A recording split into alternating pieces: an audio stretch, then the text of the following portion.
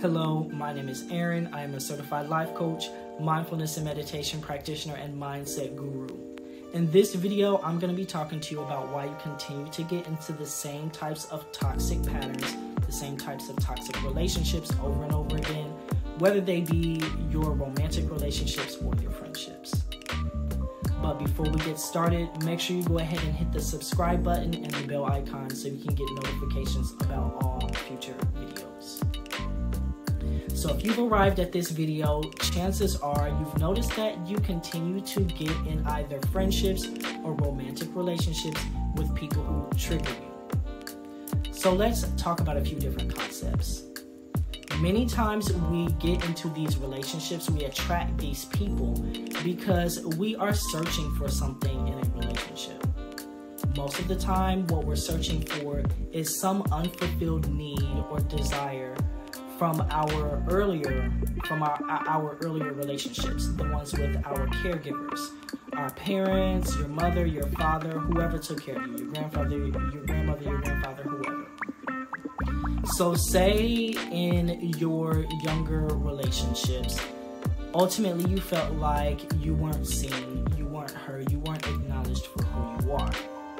You grow up, and in your romantic relationships and in your friendships, you feel this same dynamic. You continue to get involved with people who you feel like you're not seen, you're not heard, and they don't value who you are. Maybe you get in a romantic relationship with someone who's really narcissistic, or maybe you even attract a partner who's really busy and they just tend to overlook what you want, what you need, and what you desire. The same thing can happen in friendships. Maybe you attract someone who always talks about themselves and they never actually check in on you. When you express your opinion, they don't hear you or they ignore what you say, and you continue to perhaps get in fights and arguments with this person. So on the surface, you continue to attract people who trigger you. Below the surface, you're searching for something. And so you continue to get into these same relationships over and over because the mind on an unconscious level feels like if I get involved in this same type of relationship, then I can fix it. I can go back through this experience and I can correct it. The thing is, that can happen, but typically it's not going to happen if you get into a relationship with this same type of person who's already shown you that they cannot or they will not support you in the way that you need to be. And you could also fulfill these needs for yourself. Instead of looking for them in an external source, you could fulfill them internally and then feel self-fulfilled and go out and share your feelings of fulfillment, of happiness with those around you. But many times, once again, we don't recognize that we are engaging in this pattern, and we definitely don't recognize that we are searching for something in this relationship. So we continue, one, to attract these toxic people who are not supporting us, not encouraging us, not empowering us, and we're continuing to look for something, but we don't know exactly what that is. I have a few questions that you can ask yourself in order to help you narrow down what it is that you're looking for. You may want to go ahead and grab a pen and a journal, and then I will give you those questions. Okay, so now that you've gotten your materials, I have a few questions that you can ask yourself. Now, know that these questions may get you started on your journey, but they may not get you all the way through it. You may need to work with someone, you may need to work with a life coach, you may need to work with a therapist, you may even have a friend who's just very aware who can help you recognize the patterns, and then you can work together to sort things out. The first question, the first prompt that you really want to think about, go back to your younger relationships with your caregivers, your mother, your father, aunt, uncle, grandmother, grandfather, whoever took care of you. And you want to just think about both your positive and negative experiences with them. First, think about your positive experiences.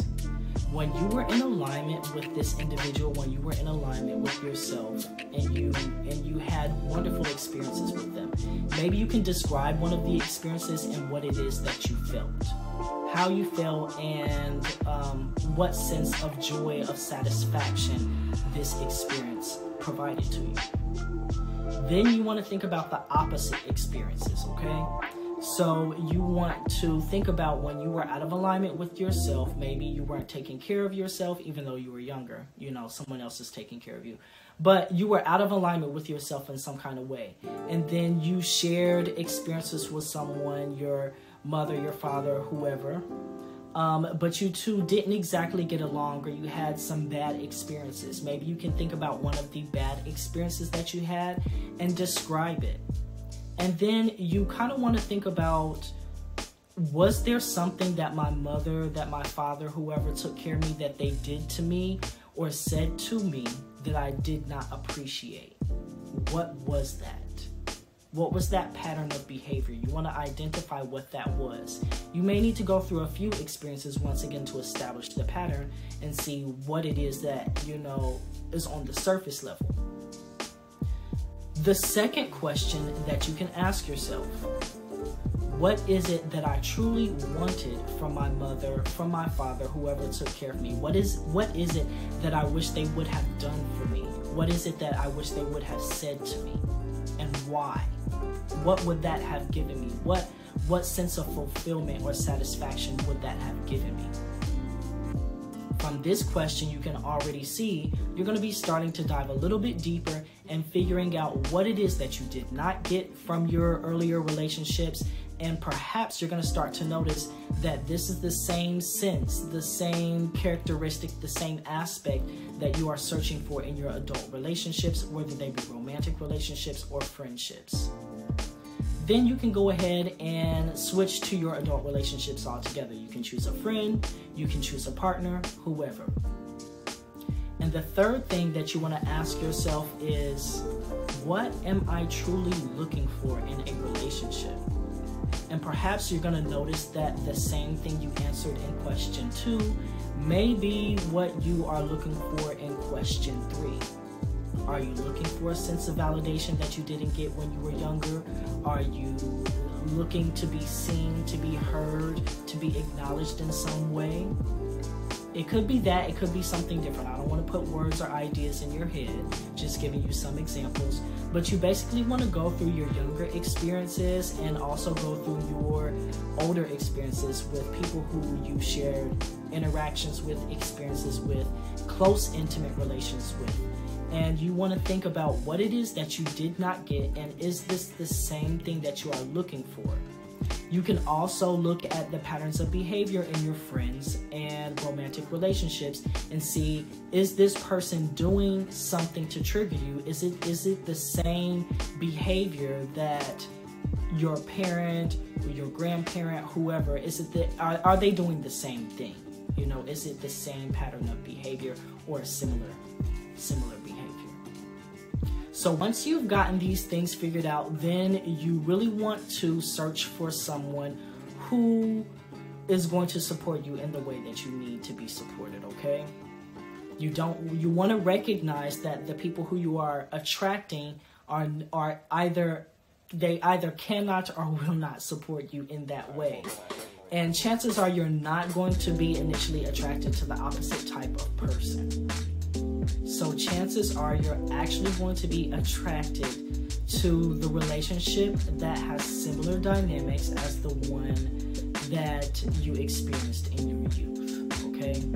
So the person who you really need to support you, you're probably not going to initially be attracted to them. That's why you want to go through this work and figure out what exactly that is, so that if this is a romantic partner, when you begin dating this person, you can actually take a look at them, their personality, their characteristics, and figure out, is this a person who is reflecting back to me the relationships that typically I find triggering or unfulfilled, or does this person actually have the characteristics, have the capacity to support me, encourage me, and empower me in the way that I need, okay? So, and you do want to identify exactly what that is. You don't just want to have like a vague sense of, oh, I think that this is what I need. No, you need to identify and pinpoint exactly what that is. And it's going to be the same thing in friendships. You want to figure out, does this person have patterns of behavior that trigger me,